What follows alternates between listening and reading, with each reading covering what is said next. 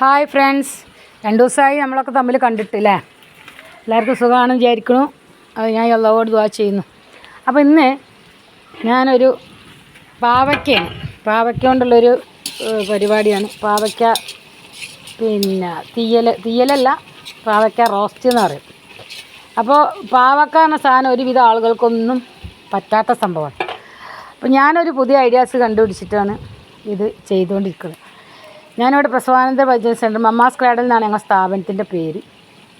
അപ്പോൾ അവിടെ പ്രസവിച്ച് വരുന്നൊരു പെണ്ണുണ്ടായിരുന്നു. അപ്പോൾ ആ കുട്ടികൾക്ക് ഏറ്റവും കൂടുതൽ കയ്പ്പങ്ങ തിന്നണമെന്ന് പറഞ്ഞൊരു പെൺകുട്ടിയായിരുന്നു. അങ്ങനെ ആ കുട്ടി ഇവിടെ പ്രസവിച്ച് വരുന്ന സമയത്ത് ഞാനിത് ഉണ്ടാക്കി കൊടുത്തപ്പോൾ ആ കുട്ടി അതിന് ഭയങ്കര ടേസ്റ്റ് ഉണ്ട്, കയ്പ്പേ അറിയണില്ല, നല്ല രസമുണ്ട്, ഇത് എങ്ങനെയാണ് ഉണ്ടാക്കുന്നതൊക്കെ അതിൻ്റെ ഇൻഗ്രീഡിയൻസൊക്കെ പറഞ്ഞു കൊടുക്കാൻ വേണ്ടി പറഞ്ഞു. എന്നപോലെ അപ്പം ഇന്ന് ഞാൻ ആ പാവയ്ക്ക കൊണ്ട് റോസ്റ്റ് ചെയ്യണം. അപ്പോൾ പാവയ്ക്ക നന്നായിട്ട് കഴുകി വൃത്തിയാക്കി നന്നായിട്ട് വട്ടത്തിലരിഞ്ഞ് ഇതിനകത്ത് മുളക് പൊടി, ഉപ്പ്, മഞ്ഞൾപ്പൊടി, കായം പൗഡർ ചേർത്തിട്ട് നമ്മൾ 1.25 മണിക്കൂർ നേരം കുഴച്ച് വെക്കും.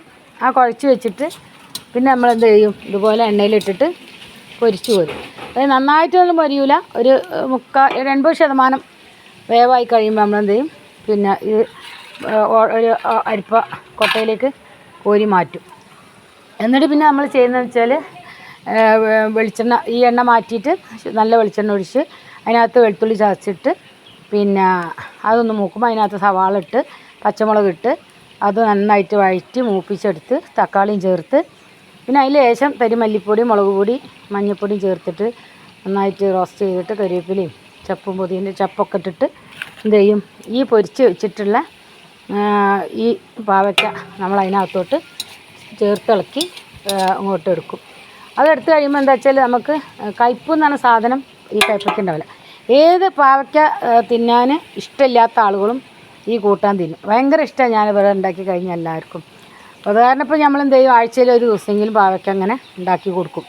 കാരണം നമുക്ക് ആരോഗ്യത്തിന് നല്ലതാണല്ലോ പാവയ്ക്ക അങ്ങനെ കഴിക്കണം. പക്ഷെ ഇങ്ങനെയൊക്കെ ഉണ്ടാക്കി കഴിക്കുമ്പോൾ അതിൻ്റെ ഗുണം പോയി എന്നും കാരണവന്മാർ പറയും. എന്നാലും പാവയ്ക്ക തിന്ന അതൊരു ടേസ്റ്റിൽ.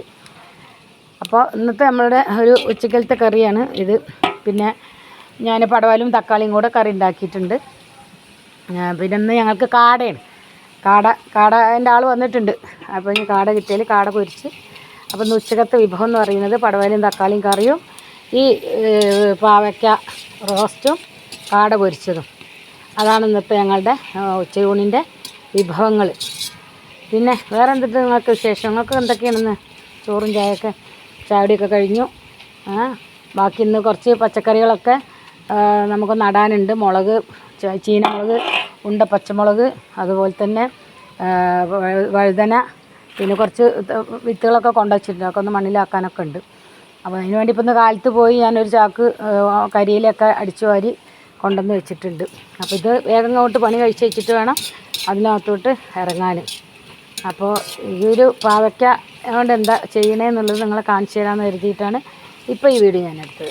എന്തായാലും ഇതുവരെ ഉണ്ടാക്കി കഴിക്കാത്തവരുണ്ടെങ്കിൽ ഈ വീഡിയോ ഫോളോ ചെയ്യുക, കമൻറ്റ് ചെയ്യുക, ഷെയർ ചെയ്യുക. എന്നിട്ട് നിങ്ങളതിൻ്റെ ഉണ്ടാക്കി ഒരു പ്രാവശ്യമെങ്കിലും നിങ്ങളിതുപോലെ ഞാൻ പറഞ്ഞതുപോലെ ഉണ്ടാക്കി കഴിച്ചിട്ട് നമ്മളെ ഫീഡ്ബാക്ക് അറിയിക്കുക. അപ്പോൾ അടുത്തൊരു വീഡിയോ ആയിട്ട് കാണുന്നവരേക്കും എല്ലാവർക്കും ബായ്, ടാറ്റാ.